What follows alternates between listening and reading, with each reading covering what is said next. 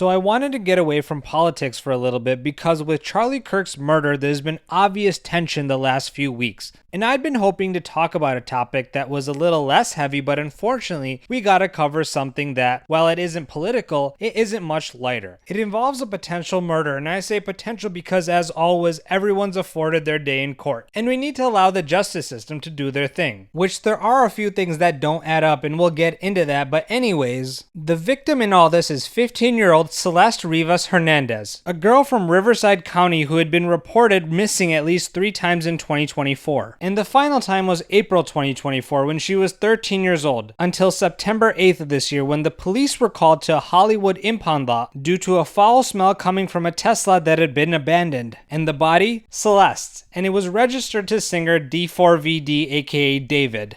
Hello, my name is David, pronounced David, not D4VD. I am a gamer.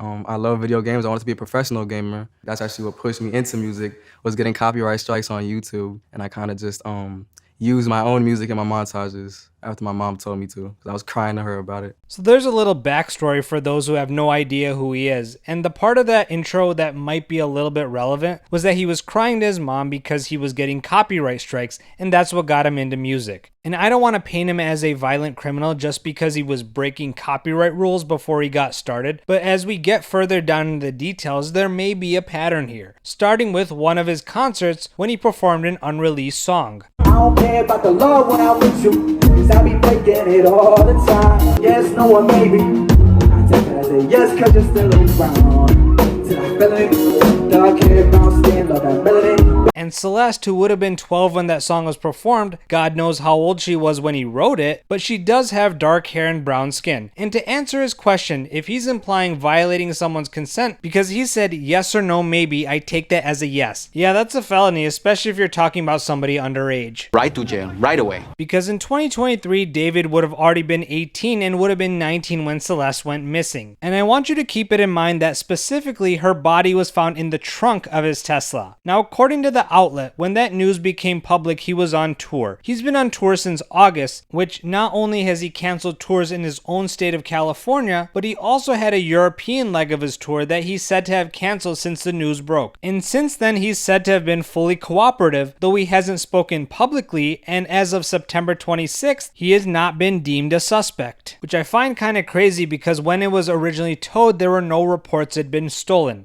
And here's where the rabbit hole starts, because after this came to light, his unreleased track titled Celeste, which was allegedly from 2023, with the lyrics being, "Oh Celeste, the girl with my name tattooed on her chest." And speaking of tattoos, one of David's tattoos are "shh," and medical examiners found that Celeste had a tattoo that reads "shh" as well. And then one of his major songs that hardcore fans would know is Romantic Homicide. One of the bars being, "In the back of my mind, you died and I didn't even cry, no, not a single tear." With the next verse being, "In the back of my mind, I killed you and I didn't even regret it," which he tried to explain as symbolism. So what inspired the hook, "In the back of my mind you died," is kind of like the storytelling aspect of the lyrics that came before it. Like, I didn't kill her physically, but in the back of my mind, she died. Part of the song where it's like, it's their past selves that's dying, and they're not even crying about it because they're evolved, they've become better people, or have killed addictions and different stuff like that. So I think it's very powerful in that way too. I wanted you to feel the emotion, but to say it in a different manner with the same feeling that the first part of it conveyed, which was in the back of my mind, but then you think that I'm gonna say you died, but I say I killed you. It's really more of a figurative I killed you, especially in the back of my mind. I try to stress that in the back of my mind. That's why I say it so loud. In the back of my mind, you died. In the back of my mind, I killed you. Now that would have been well and good, but then he talks about the music video. This is Romantic Homicide.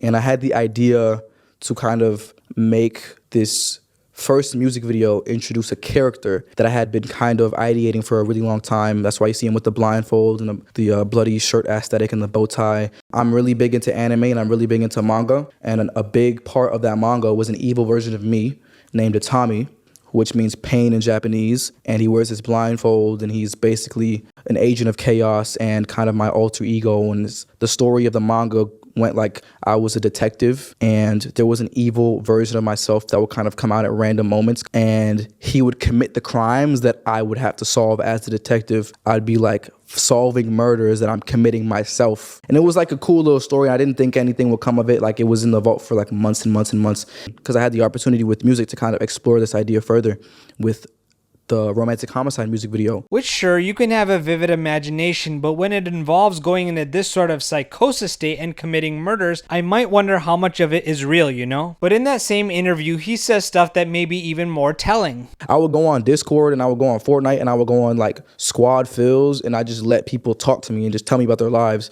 Because like most of these people that play video games the same way I do, they're going to it as an escape. So I was just being an open door and an open outlet for like these my peers and my friends to kind of just like vent to me about different things in their like personal lives and stuff like that. And I would basically just take their lives and write songs about them. And they didn't even know it. Like it was just the most beautiful thing to kind of take somebody's life and put that in a song and then have millions of people resonate with things that aren't even about me. It's about other people. So, which first of all, you can definitely draw from other people's experience. I don't doubt that. But I would venture to guess that unless you can relate at least somewhat, it's hard to make a song about XYZ topic. That's just me. There's gotta be an aspect of it that's your own experience. And notice how he kept saying the phrase, taking someone else's life. I don't know. Either those were Freudian slips or he's just hiding in plain sight. Because in the music video for his song One More Dance, which was from February of this year, he's literally putting somebody in the trunk of his car. And with this, I'm reminded of Young Thug's trial where his lyrics were able to be used against him in the court of law. Jeffrey Williams, an associate of YSL, released a song on YouTube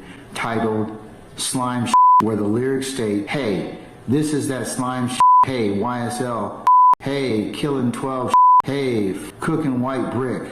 I'm not new to this, hey, I'm not new to this, hey, I'm so true to this, hey, I done put up a whole slime of 100 licks, slime or get slime. I'm in the VIP and I got that pistol on my hip. You praying that you live, I'm praying that I hit this, that slime shit. The police f them, got banana clips for all these niggas acting monkey, this, that slime. Now, obviously your music alone is not enough to get you a conviction, but just like with Young Thug, I do believe that his music, along with the patterns and these crazy coincidences related to his music videos, could have at least named him a suspect quicker. And going back to Romantic Homicide, that music video was released on September 7th, 2022, and Celeste's birthday also happens to be on September 7th, and she would have been 12 at the time of that song. And also, there's a TikTok comment saying, please adopt me, I need it, back in 2024. To which David replied to a user named 0907 saying, should we? That's suspicious. That's weird. Like, that's gotta be one heck of a coincidence because who is that user? And it seemed like people on his Discord were well aware of Celeste before she went missing. As in March, Ben appears to be making a comment about David and Celeste dating. And user Panzalo calls Davis a PDF file back in August, continuing to reference her as the missing girl. And when David posted about being in a song crisis, Panzalo then said to drop one with the missing girl Celeste Hernandez. And it doesn't help that back in 2022, David appeared to be connecting with somebody by the name of Celeste. And then there's a resurfaced Discord of him appearing to groom someone. I media trained you. No, you didn't. That's controversial. It's controversial of raping kids. Really good. Okay, It's been a good one. Bye. Bye, guys. Mwah, mwah, mwah, mwah, mwah. Oh my. Delete everything. Delete everything. Everything goes. And people are speculating that's Celeste because people were commenting things such as David and Celeste island trip, making references to Epstein's flight log. Now, whether or not the girl was Celeste and whether or not he murdered her, the way he said, I media trained you, does seem to point to grooming of some sort. That's just my interpretation. And it makes me wonder, what were his friends doing? Well, apparently his friends knew they were romantically involved, but they didn't really question it because she had multiple fake IDs that showed her to be 19. And they said they were shocked because she was always at events. Which is crazy because old comments resurfaced saying, just do what David said, fake your age like people do in concerts. And that David is a big promoter of lying about your age. To me, it's like with all the people online calling it out, how would his friends not know to look into that? Because he would even post weird stuff on his TikTok back in early 2024, like, me to everyone I tricked into thinking this was a love song. With comments like, waiting for LAPD to get your ass for messing with a 13-year-old. Now there's a lot more I could go through, but we'd be here all night, I think. I just think that with his friends, people online, they could have done more if this was truly happening, and he was with this underage girl. Would it have saved Celeste's life?